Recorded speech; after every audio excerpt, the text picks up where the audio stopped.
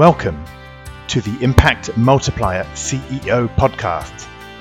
If you're a chief executive, or if you think like one, and you want to create exponentially greater impact, then this show is for you. My name is Richard Medcalf, founder of Xquadrant.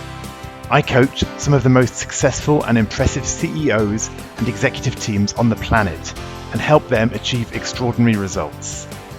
And no matter how successful you've been in the past, there's always a whole new level of impact available to you. So, if you're ready to play a bigger game than ever before, I invite you to join us and become an Impact Multiplier CEO. Today I speak with Julian Dixon. Julian is the CEO and the founder of a Fintech, Regtech business called Napier that addresses one of the biggest criminal activities in the world, really that of money laundering.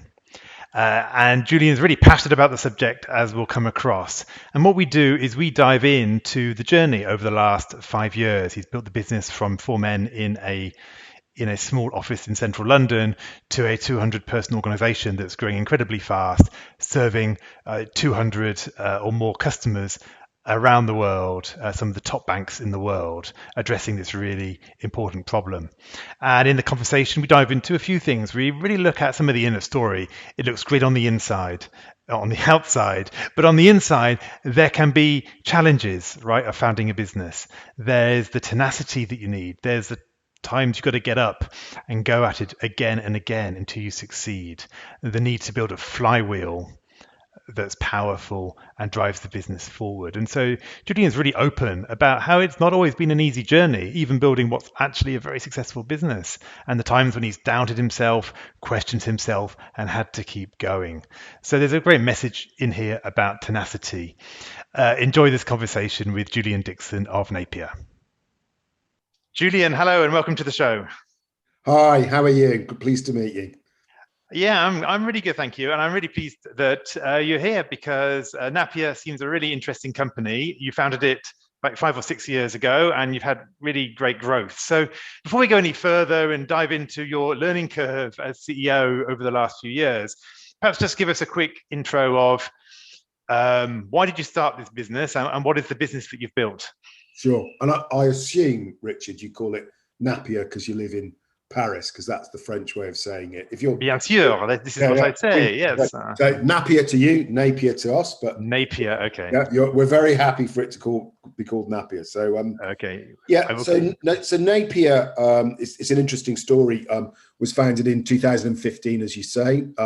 Napier is a software solution for anti-money laundering, which is actually, you see quite a lot of anti-money laundering stories or money laundering stories in the press, in the news, scandalous things. And actually, it's a subject that we should all be concerned about. And if we're not concerned about it, we should be, because it affects every single person on the planet. And that is the idea that the proceeds of criminal intent and actions are siphoned off from whatever illegal activity it is and put in to the legal system. So this is low-level crime or high-level crime like gun running, drug trafficking, people trafficking, and ultimately terrorism. So all of the terrible stories we've heard, around the world of terrorist organizations doing their awful things, they have to get their money through channels somewhere, and that is all done through money laundering. So what Napier does, it's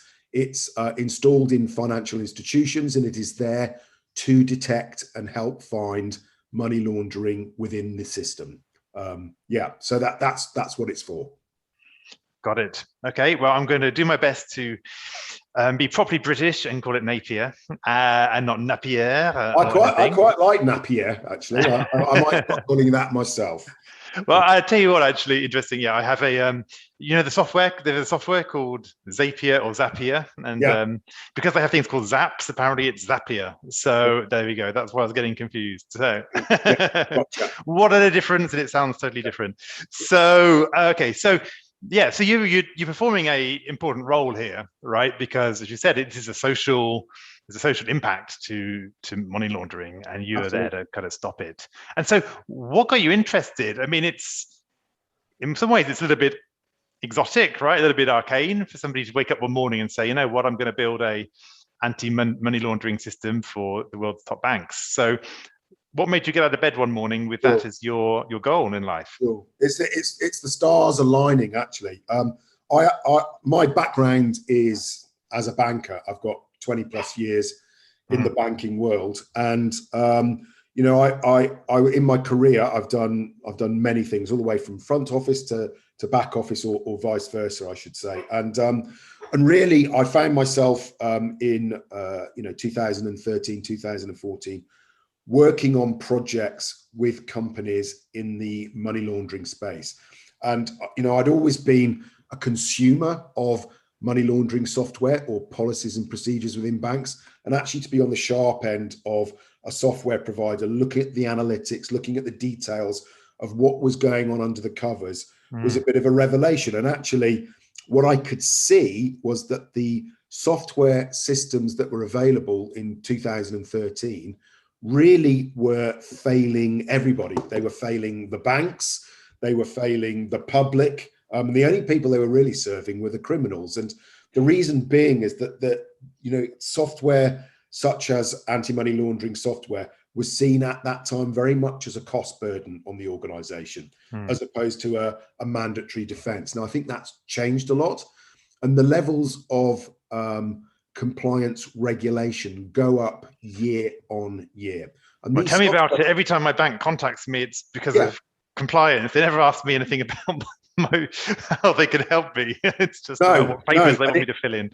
And it can be burdensome, right? But I mean, it goes up year on year, and the software systems that they have were a little bit archaic, not adaptable, and certainly not good for future looking the way the world was changing. So I saw an opportunity there to do something, and decided to set up a company that could actually help that by using really smart modern technology, obviously incorporating what we now know as AI and machine learning, and have a really forward-looking company that has adaptable software that can scale from near zero to infinity. I mean, the idea being there, Richard, that, you know, the big banks in the world can basically demand bespoke systems, but the very small companies are kind of left to deal with a lot of these problems themselves, or by getting software packages that are too expensive. And it was really to give the little guys access to top quality products, as well as the big guys having access to it. So it's democratizing the use of top quality technology, because, you know, in the world of money laundering, you know, if a big bank's safe and a little bank isn't, the money launderers still win, right? We've got to get the good guys winning a lot more often. And just for everybody listening, the statistics on money laundering are pretty horrific, actually. It's estimated more than $2 trillion of illicit money goes into the system every year. That is enormous. And the amount of prosecutions that occur and the, you know, repatriating of the money is somewhat under 2%.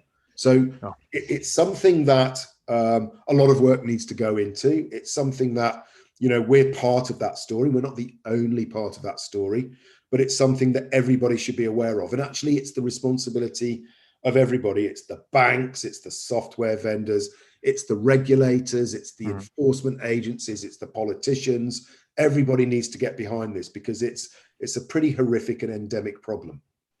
Got it. So you saw this as a need, and you jumped in and started to build Napier. Where are you now, right? 6 years later. Just give us a little bit of sense of, you know, the progress that you've made.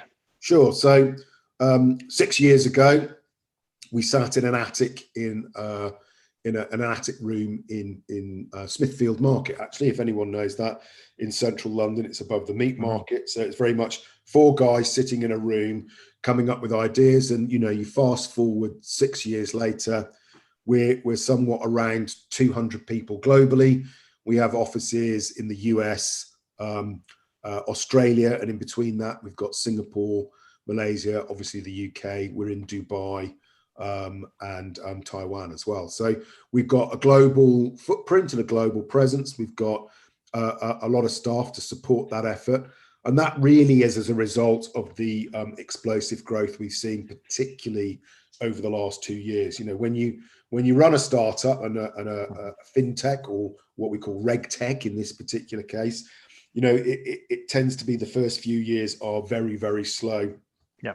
Often somewhat depressing if you're staked everything on doing it. But as you get success begets more success, and you build a reputation, and things can proceed quite quickly after that. And the industry we're in, which is a trust industry, we are dealing from the very biggest banks in the world to some of the very smallest financial institutions, and our clients, quite rightly, have to trust us, because the software we are using is, it's serious software for a serious purpose. And actually, if they get it wrong, the consequences for them as an organization can be pretty bad. They can get fines, they get reputational damage, and even, the people responsible can end up with custodial sentences if they get it that badly wrong. So it's pretty serious stuff. So as an organization, we have to have that trust of our customers.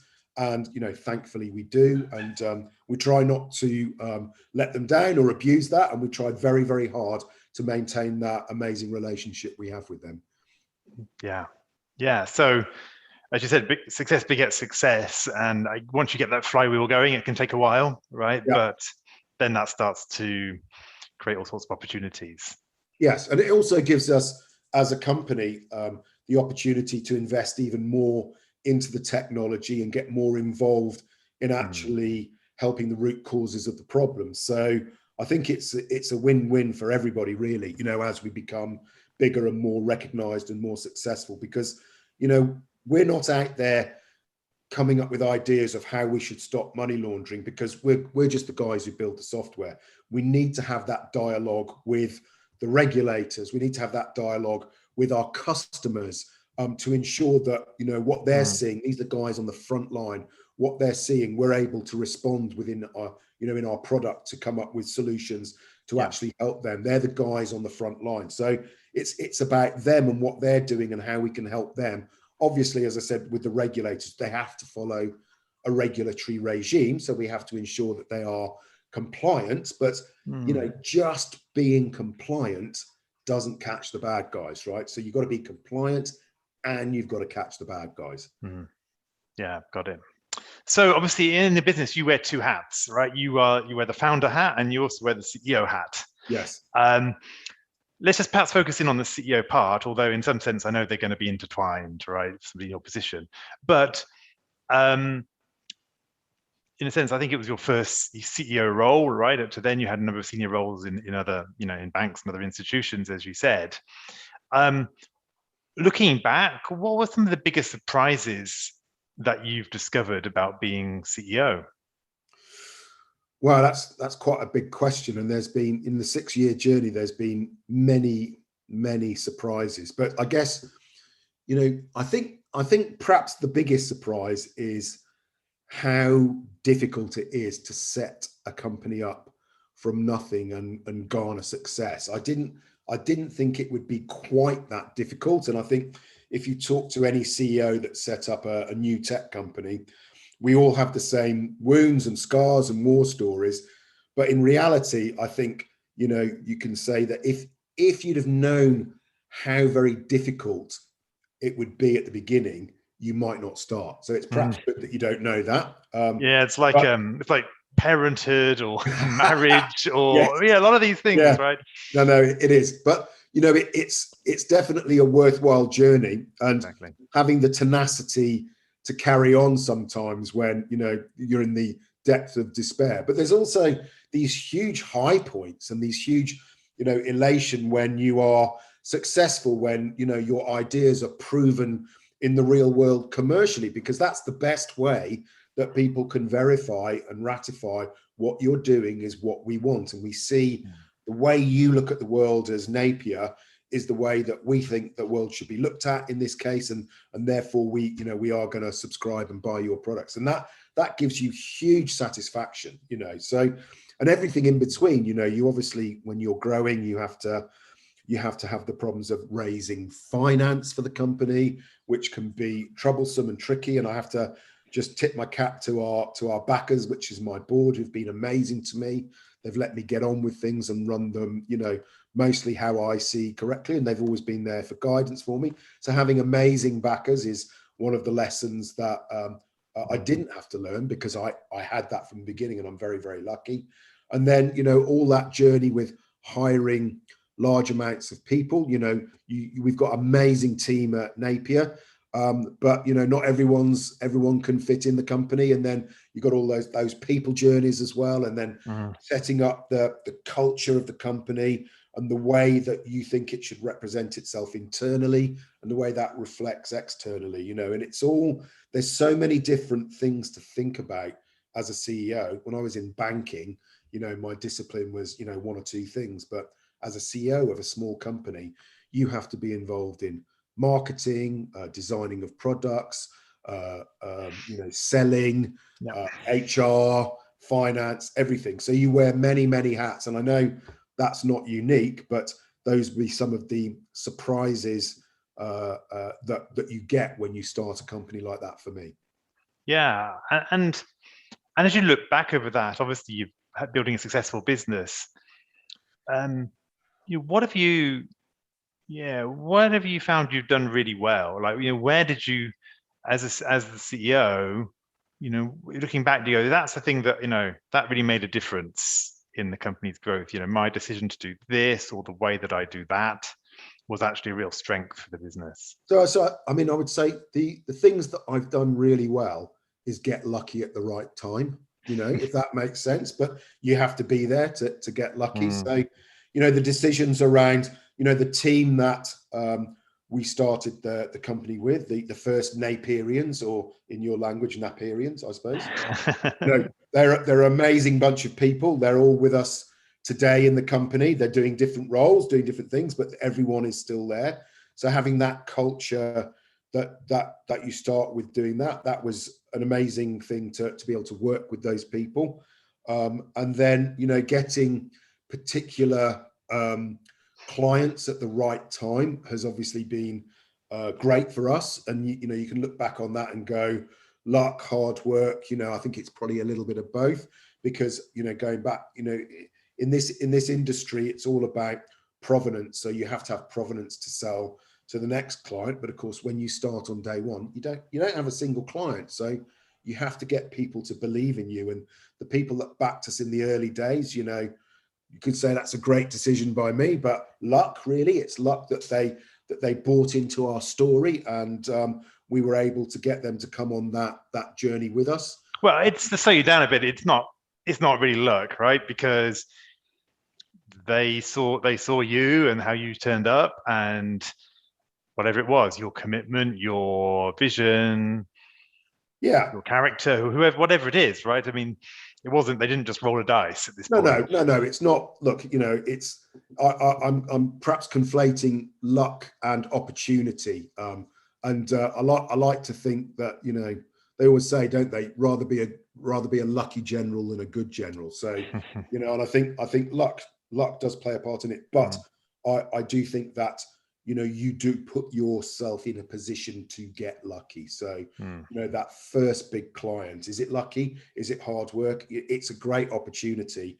And I think there's elements of both, but you have to be on the pitch, ready to score the goal in order to get the lucky pass to put it in the net. And you often have to, you often have to ask before you will receive, right? If you don't ask, you're probably not going to receive. Yeah. And actually, to counter that, the thing I would say is, you've got to be in that position 50 times before the one gets there. And everyone goes, lucky. Well, there were 49 failed times, right? So yes, you're right. It's being in the right place, doing the right things consistently, and then you get the opportunities. It's Richard here with a quick interlude. As part of my coaching and advisory work, I often work with leaders who have recently taken on the CEO role. It's a big leap from the comfort zone of functional leadership or business unit management. And it opens up a whole new set of stakeholders, pressures, decisions, and responsibilities. I found that there are 3 key things that will make a huge difference in those first quarters. Number 1, balancing the operational and the strategic, what I call CEO focus. Number 2, establishing credibility, what I call CEO presence. And number 3, managing stakeholders, those CEO conversations. I've written a short email series that goes into more detail on the transition to CEO and how you can practically sharpen your CEO focus, solidify your CEO presence, and master your CEO conversations. It's insightful and it's entirely free of charge, and you can register for it by going to xquadrant.com/go/curve. Now, back to the conversation. So tell me about this. So how did you do that? I mean, I totally agree, but I think I see it a lot in people, that is hard, right? Taking 49 inverted commas failures or inverted commas rejections, whatever you want to call them, that can knock it out of people, right? So what was your perspective on that as you were going through and having the meetings and meeting people and it wasn't getting traction? How did you experience that? Tough. It's really, really tough. But, just going back, an amazing team, a belief in what we were doing, a strategy that we thought that would win the day. And in the 49 meetings we went to, we might have had one where they go, you guys are completely off your rocker. But 48 was saying, look, we can see what you're doing. We think it's amazing. Come back to us in 6 months, 12 months, when you're a little bit further down the line. So we knew that we were on the right track. And you just have to have that huge self-belief. You have to have the tenacity to keep going. And you've really got to want it, right? You've really got to want that success. And just going back to what I said at the beginning, that, where we were at the very beginning is we were competing in a market where it was dominated by software providers that we thought weren't giving what society needed. And you've got to have that belief that you're doing something really cool and innovative that's going to help everybody in order to carry on. At least it's like that for me. Yeah, I think that's right. I mean, I think the thing that gets us out of the comfort zone and the defensiveness zone and everything is service. I think it's, when you believe you're actually going to do something that makes a difference. Yeah. Yes. Then you can kind of take some of the knocks a little bit more. Yes. Yeah. And don't get me wrong, Richard, there's many, many, many times where you lie awake at night thinking, oh my God, how am I going to face tomorrow, or how am I going to face next week? But, those are the knocks that you take, and you get up and you brush yourself down and you get on with it, right? And then you get to a point where it's not just about you and your ambitions. You've got a team behind you, and you're carrying, the goals and aspirations of a whole team. And, you've got to, as a team, solve those problems and break those barriers down one by one. And actually, that hasn't changed from a small company to a big company. If you want to be successful, you have to get the whole team believing and driving in the same direction. And actually, that becomes harder as you get bigger, right? Because you've got a bigger team to manage and, get everyone thinking the same way. So it's something that we're constantly doing. We're constantly evolving at. I'm not sure we've got it 100% right, but we are constantly working at it to get everybody pulling together in the same direction. If I was to ask somebody on your team what your greatest gift is as a CEO, what would they say? Wow, I don't know. You'd have to ask them, I think, Richard. I can tell you what. What would you like them to say? Well, what I'd like them to say is very tall and thin, which actually is completely the opposite of what I am.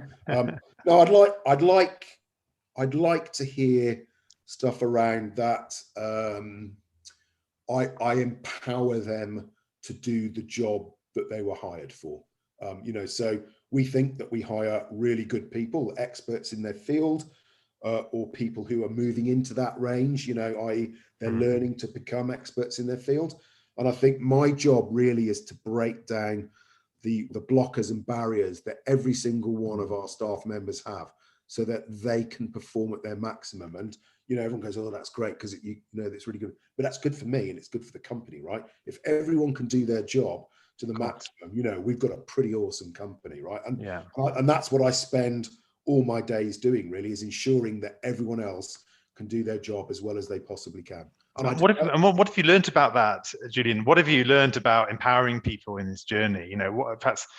How's your style changed, perhaps, from even 2 or 3 years ago on that So line? I think actually, in my banking career, I said I had 20-year banking career.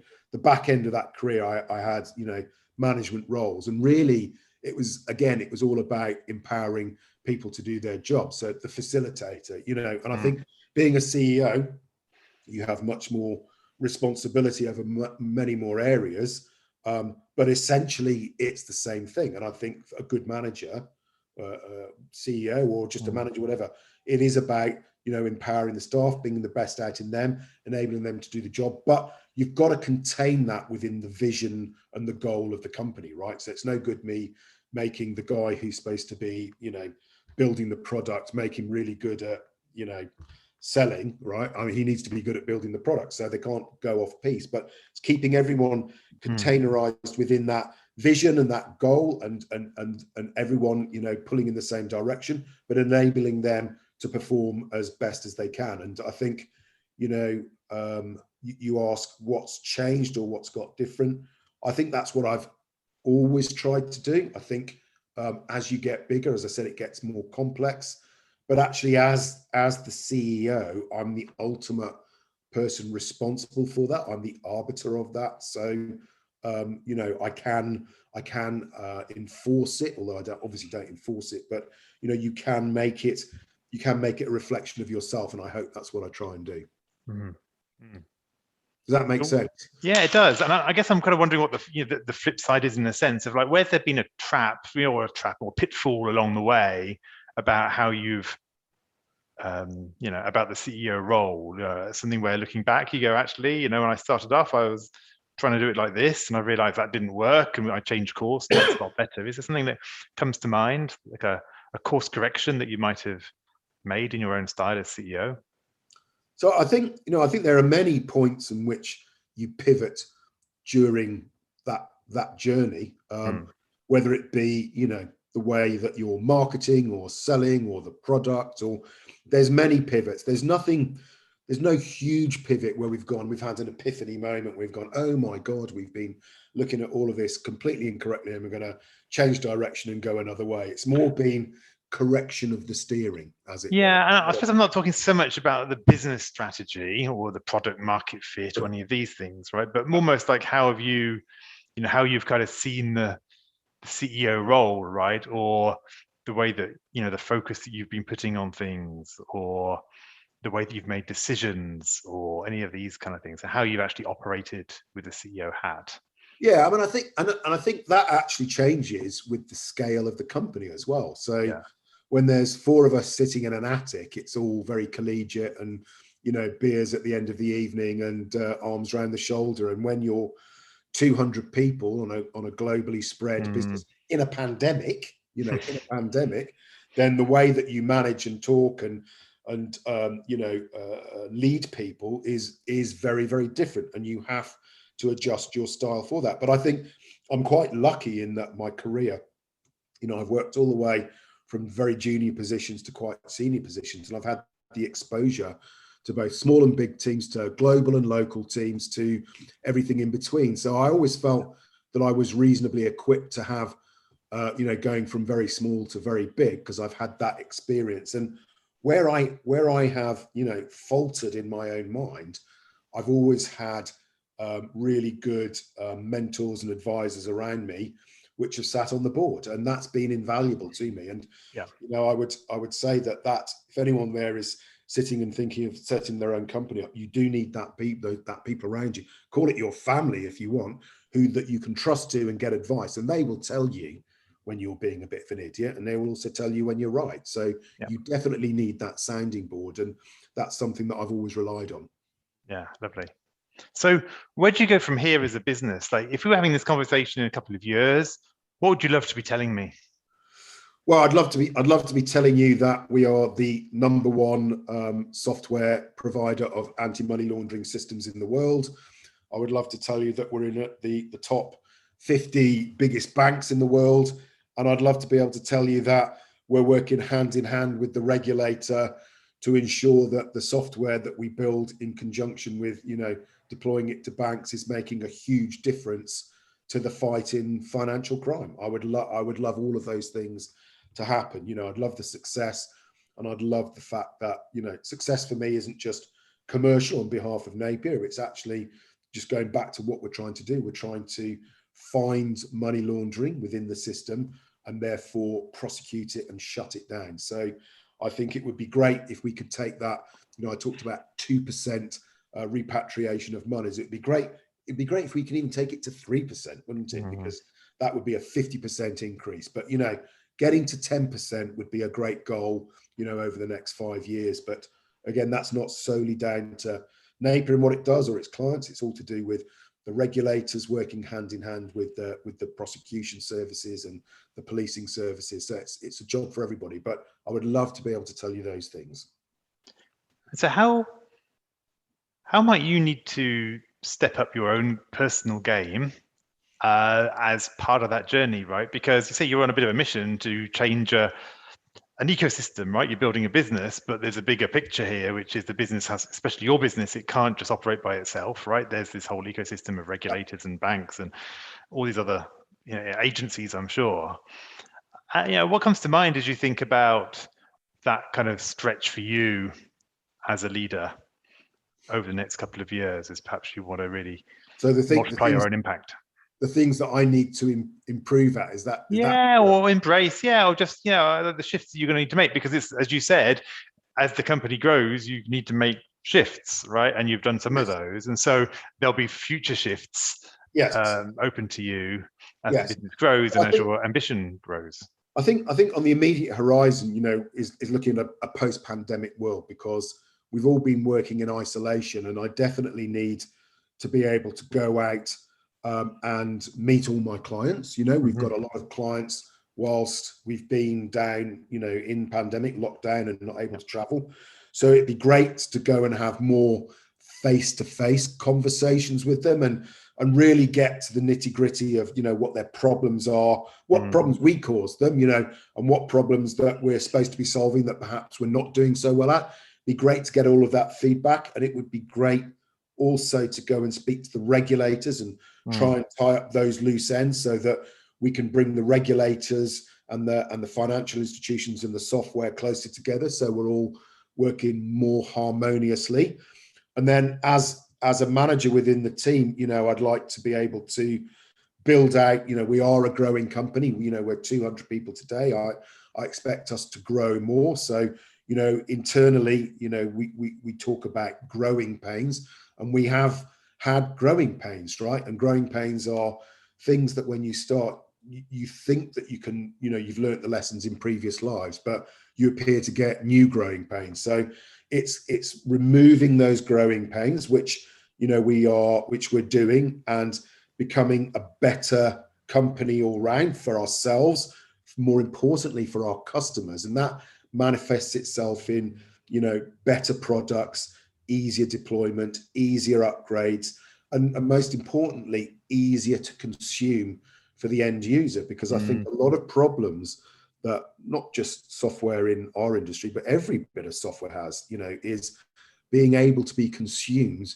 by the people who are supposed to be using it. And that goes for me when I'm even using, my telly at home or whatever it is. It's like, oh, how does this work? It's, things can get a bit complicated. And I think, it's very, very difficult to make something that's complicated easy. I think reciprocally, it's very easy to make something that should be easy complicated. But the secret sauce for me is being able to, and I use this word democratize quite a lot. So one of the most complex things we have within what we do is AI and machine learning, because it's highly mathematical, and it's about how can you get non-mathematical people to be able to consume and understand that. And if we can democratize that, then that is a big game changer. And that is something that we are constantly looking at and constantly working on. Yeah, no, fascinating.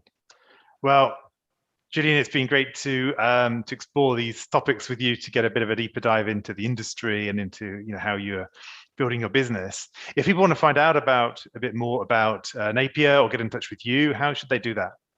Well, they can come onto our website at www.napier.ai. or they can contact me directly. Actually, you go through the website, you can contact me directly on the website anyway. But the website's a great place to start. It's got loads of articles and blogs and interesting industry insights, and it gives you a really good view of who we are and what we do. Perfect. Well, that's the place to go. I'll put that into the show notes. Julian, it's been a pleasure. Thank you so much, and all the best in your fight to get that 2% number up to 92. Yeah, bigger than 2. Yeah. Thank you very much, Richard. It's been a total pleasure. Amazing. Thank you. Take care. Bye-bye. I hope you enjoyed this conversation. Now let's talk about you. When you're in top leadership, when you're in the biggest role of your career, who supports you at a deep level as you lead others? Who helps you multiply your impact and get to the next level? If you're ready to learn more about our content, our coaching, and our community, then visit us at xquadrant.com.